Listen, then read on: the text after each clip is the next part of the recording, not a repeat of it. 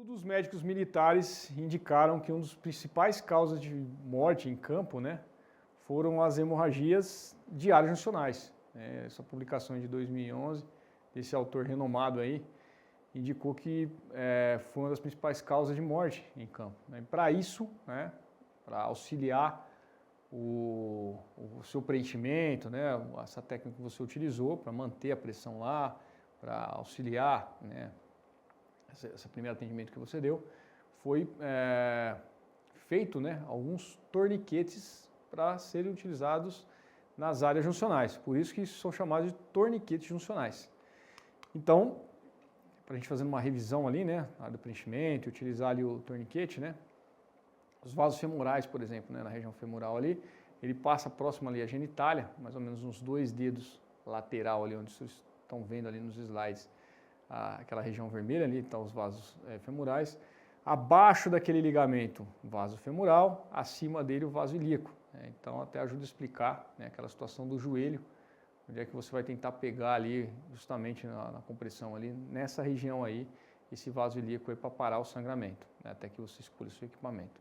E a ideia de utilizar o torniquete juncional é justamente pegar o vaso nessa região aí, já na saída ali da raiz da coxa, vamos colocar assim, para que ele seja efetivo. E aí, quando a gente retira a pele desse manequim aí, a gente consegue ver o quê?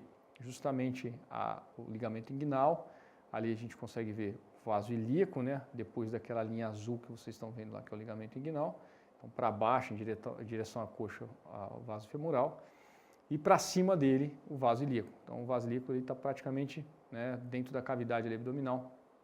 E ao passar naquele ligamento, ele se torna o vaso femoral e ele vai irrigar todo o membro inferior. E a ideia é você posicionar, fazer o preenchimento e depois posicionar o torniquete juncional nessa região aí, para que você tenha maior efetividade no controle de hemorragias.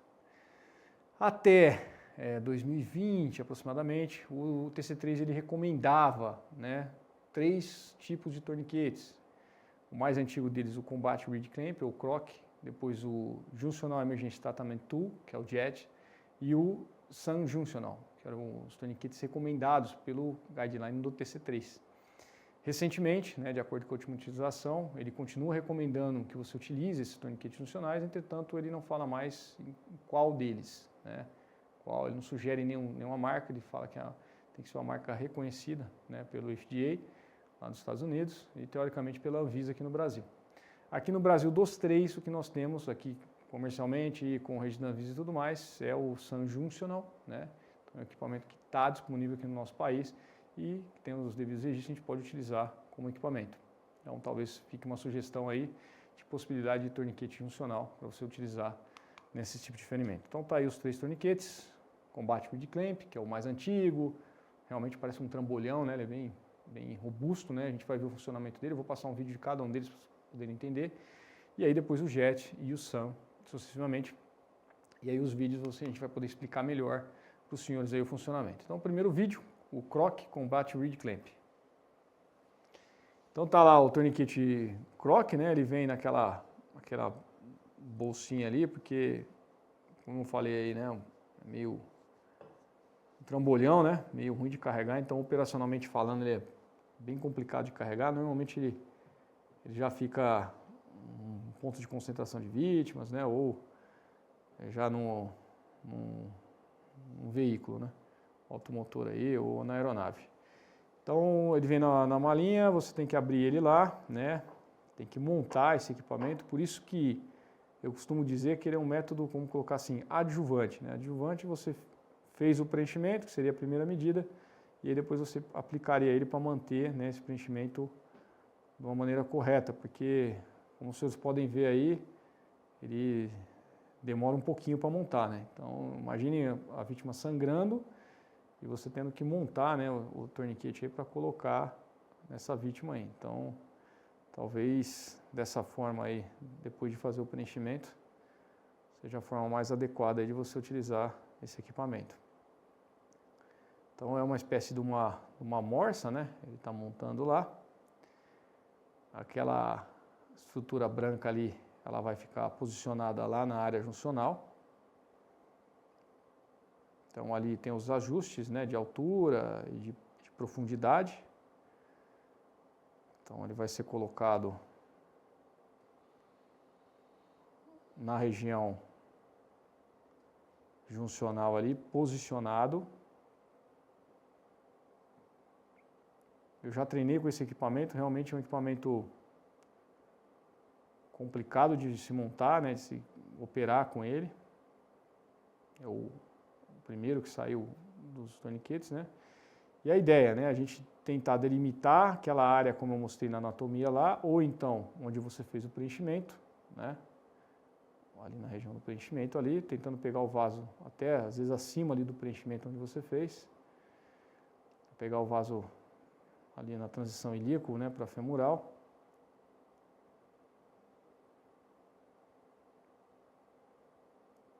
E aí depois de posicionado, né, a gente vai fazer a compressão desse vaso rodando, né, igual como se fosse uma, lembra muito uma morsa mesmo, né?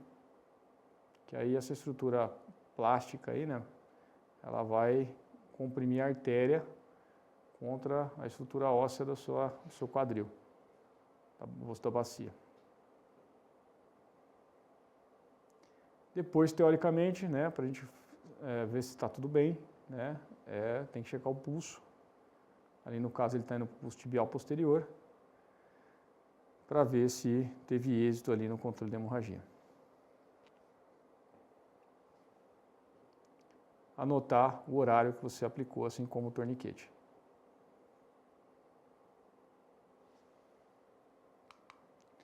Próximo vídeo, né, o Juncional Emergência e Tratamento JET.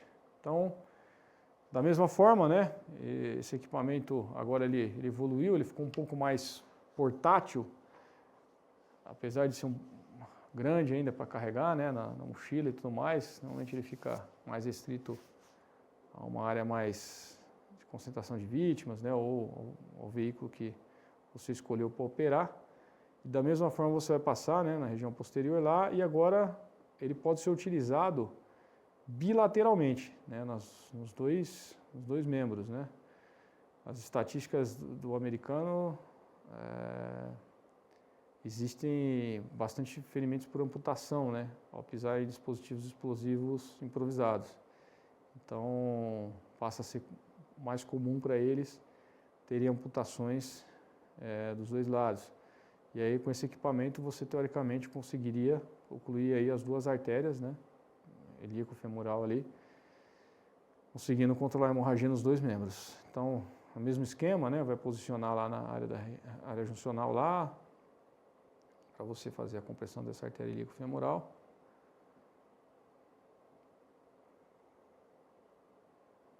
E aí, como uma roldana ali também, né, você vai rodando ali aquele dispositivo e ele vai atuando e comprimindo o vaso contra a bacia também, para ocluir esse vaso. Pode ser feito do outro lado, caso for bilateral, aí seria o mesmo procedimento. Checa o pulso tibial posterior ali, como ele está fazendo. E aí tem uma área para fixar, para ele não ficar rodando ali, escapar, né, o torniquete. Então você fixa do jeito que você conseguiu controlar a hemorragia ali. Tem que anotar, né, da mesma forma, é um dispositivo também, ali está esse local para anotação, o horário, né, e aí você vai e anota o horário da aplicação.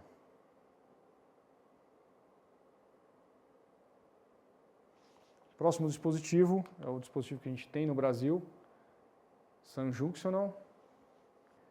Ele evoluiu um pouquinho mais, ele se tornou um pouquinho mais portátil que os demais, mais fácil de utilização. Também pode ser utilizado bilateralmente.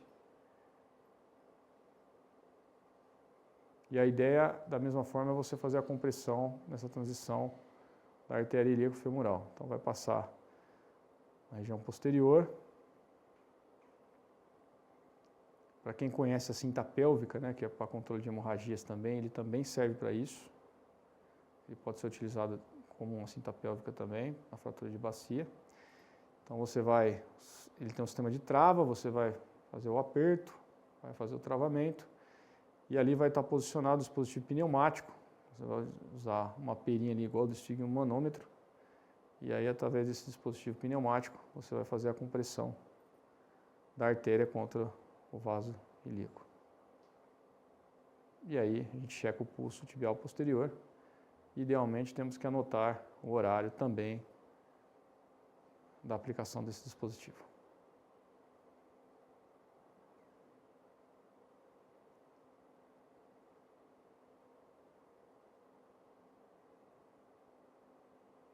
Guardem esse cartão, a gente ainda vai falar deles para vocês, mas é um princípio de TC3 anotar nesse cartão aí. O fabricante, né, de todos esses dispositivos orienta que os senhores deixem por no máximo 4 horas o dispositivo. A gente sabe que a partir dessas 4 horas aí começam as complicações, nós já vimos já, né, decorrente dessa obstrução da artéria. Então eles recomendam que você utilize por no máximo 4 horas.